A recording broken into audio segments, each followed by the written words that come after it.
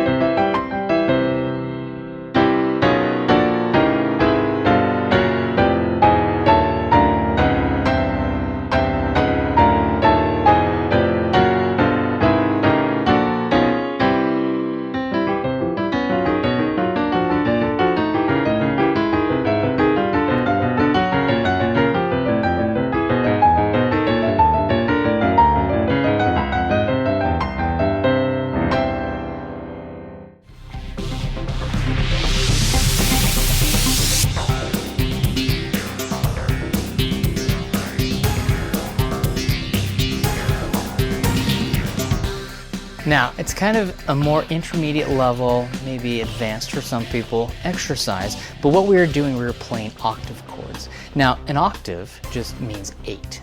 Think of the word octagon, it means 8. So if we are thinking of 8, we're going from one note on the piano to the exact same note, either one octave higher or one octave lower. In this case, if we had C to C, that would be an octave interval. Now, if you can't reach a full octave interval yet, don't worry, just try to do the perfect fifth interval. Now, what I tell students is what I want them to try to do is take all perfect fifth intervals, so from C to G is a perfect fifth interval. Well, the theory side of that, if we were going up in half steps, from any note to any other key right above without a key in between, that is called a half step. If you have a key in between, it's called a whole step. From C to D would be a whole step. If I go from C to D, that's a whole step, and D to E is another whole step, because there is a key in between each one. So that means from C to E is 2 whole steps. That's a major third interval. Well, if I keep going on from there, if I go from E to F, that's a half step because there isn't a key in between. If I go from E to F sharp, that is the whole step. And then if I add a half step above that, then I have my E to G. Well, if I combine C and G together, that's a perfect fifth interval. If I combine the E as well, that would be C, E, G. That's a C major triad or chord. It's a 3-note chord.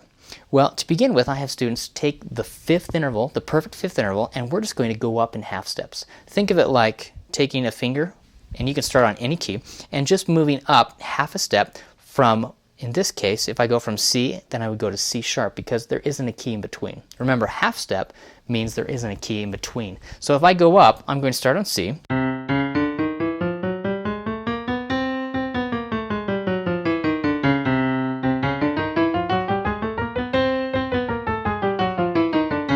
I'm just moving up in half steps. If I play C and G, that's a perfect fifth interval. Now I'm going to do the same thing and move up in half steps.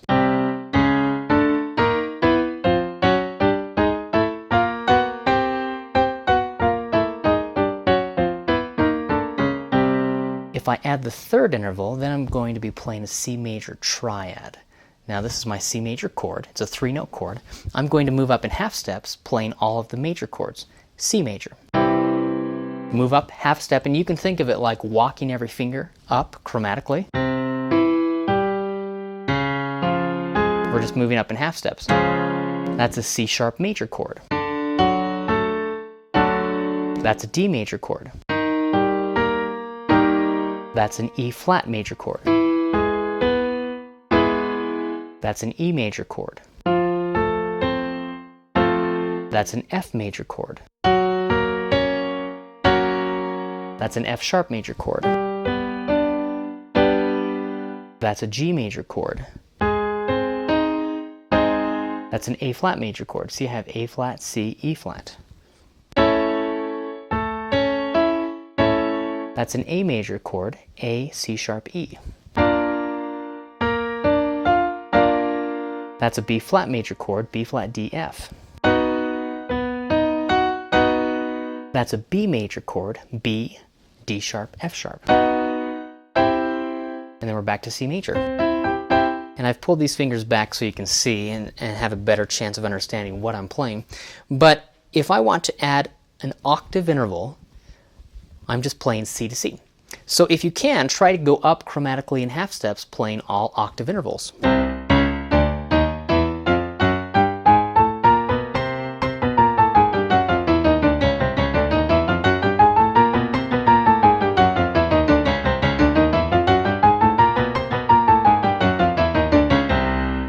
Now, you don't have to go that fast, but you can work up to that. And all I did, I'm just playing C and C and C and C. And then I go up to C sharp, and then D, and then E flat, E, F, F sharp, G, and I'm just moving up in half steps. Well, that's an octave interval. The next step is to combine the major triad, C, E, G, as in this case C major chord, with the perfect octave interval, so C and C. And what I'm going to do is play C, E, G, and then add the C. The right hand fingering, the best fingering is 1, 2, 3, 5. The fourth finger just kind of hovers in the air, but I'm playing C, E, G, C. With the left hand, the best fingering, again, the fourth finger just kind of hovers in the air. The best fingering is 5, 3, 2, 1. That's my C major octave chord, C, E, G, C. Now, you can play them close together, but then your thumbs are really tight. I decided right now just to spread them apart. You can do that as well. But here I'm playing a C major octave chord, and then I'm going to take every finger up chromatically in half steps. C sharp major octave chord. D major octave chord. E flat major octave chord. E major octave chord, F major octave chord, F sharp major octave chord, G major octave chord, A flat major octave chord, A major octave chord, B flat major octave chord, B major octave chord. That's a C major octave chord. So I'm just moving up in half steps playing all of those chords. Now what I can do is I can play them blocked, where you play them all together. I can play them broken, where I break them apart. And you can break them apart, maybe start at the bottom and then work your way up. Sometimes we refer to it as arpeggio or arpeggiatura, where we're breaking the chord apart. But I'm just going to start at the bottom and play C, E, G, C. That's one way to break it apart. Now I can start at the top and go backwards and play C, G, E, C. I can go back and forth just doing that.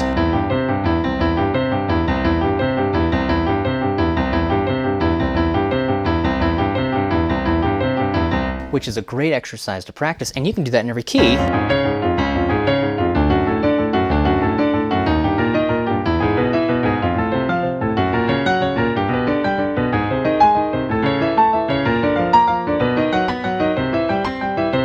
I'm just moving up in half steps. Now, if you want to take it to the next level, then what you can do is you can play those blocked chords, like I talked about.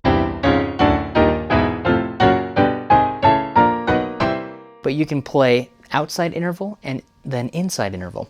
I can play the octave interval, C's, and then I can play the inside interval and rock back and forth.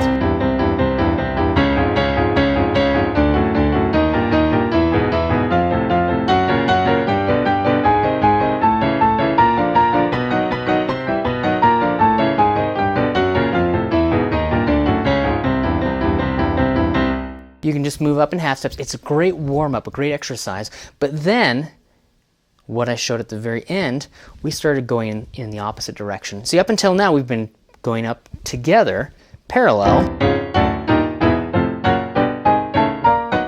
If I went contrary motion, I would start on C and then I would go in opposite direction. Up until now we've been going parallel, where we've been going up together.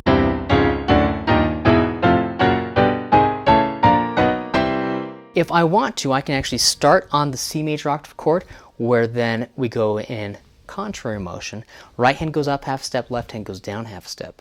Now this is where it becomes a little tricky because you're in two separate keys.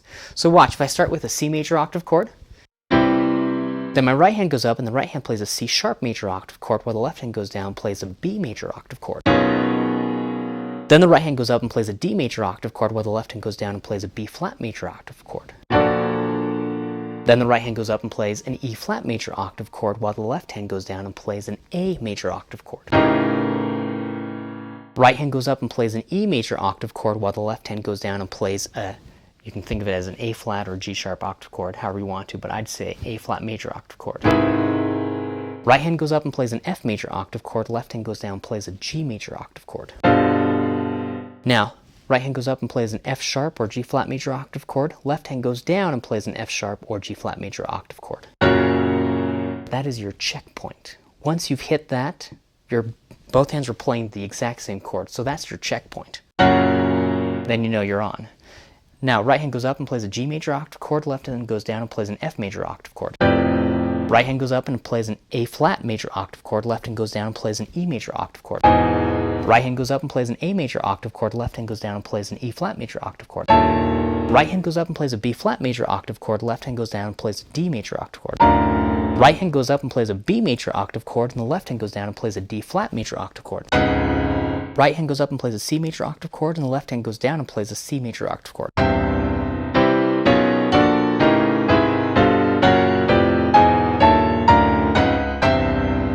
I can break those apart.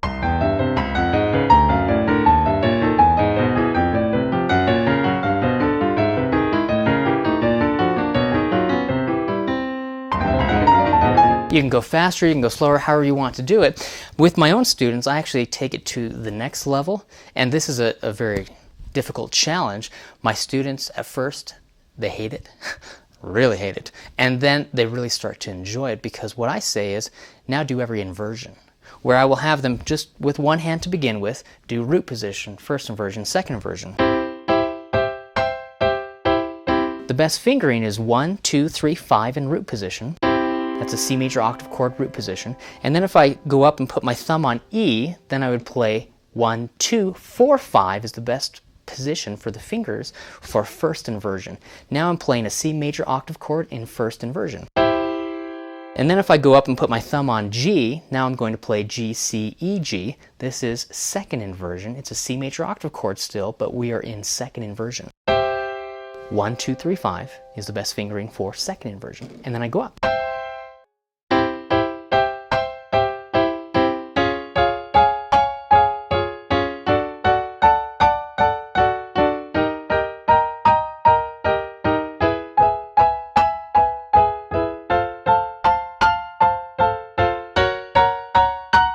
Now, I'm going through every key and I'm just going up in half steps and I'm playing root position, first inversion, second inversion.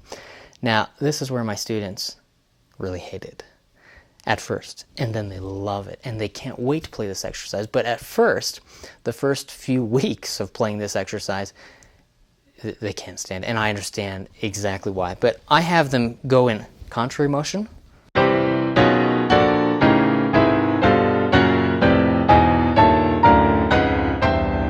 doing the inversions.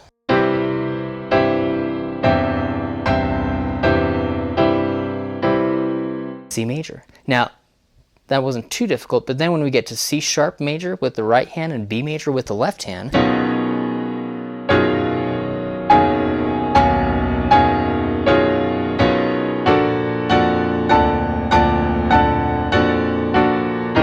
it really starts to be confusing, not only to your mind, but your fingers say, what on earth are you doing to me? So it's a great way to build up, and that is after you've had a chance to practice and play around and feel very comfortable moving up in half steps, playing all major octave chords. blocked and broken.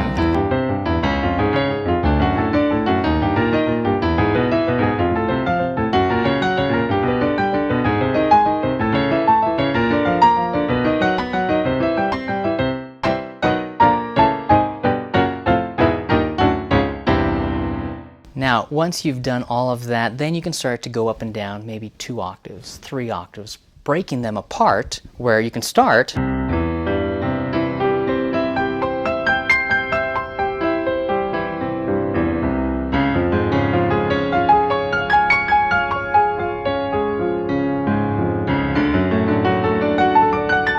I'm just moving up chromatically in half steps, playing broken or arpeggiatura chords. They're all major octave chords.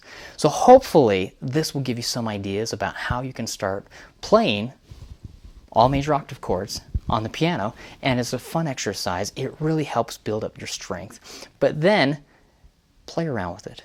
What if you did an octave interval with the left hand, kind of a rhythmic rock pulse, and with the right hand you just broke apart the chords?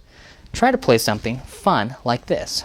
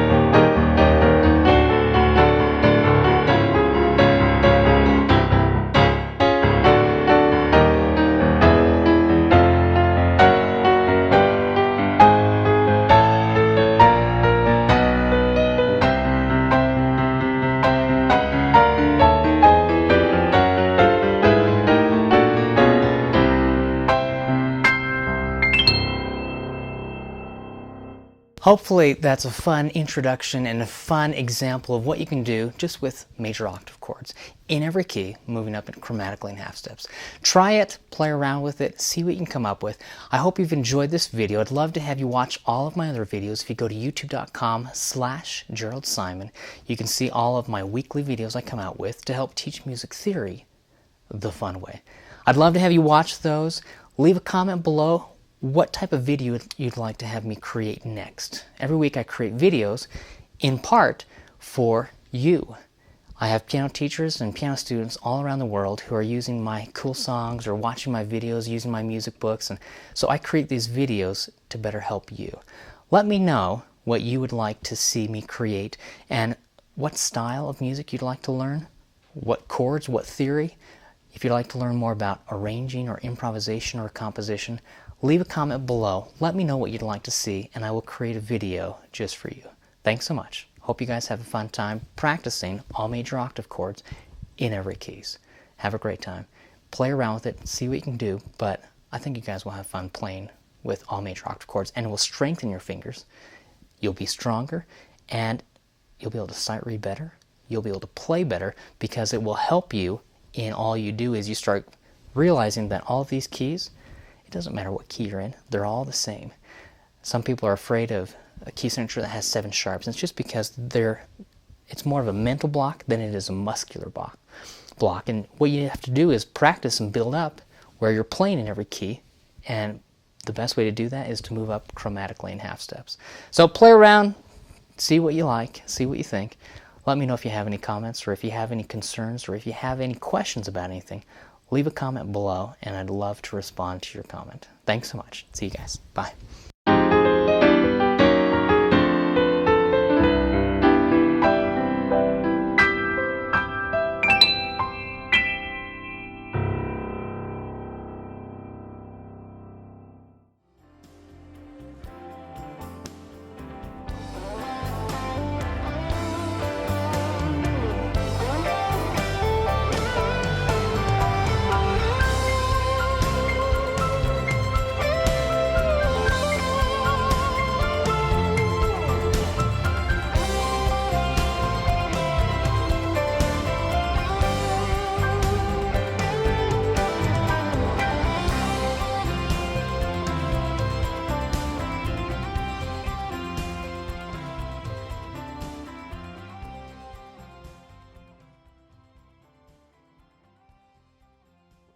As a special thank you for watching this video, I would love to have you download a free PDF that I created.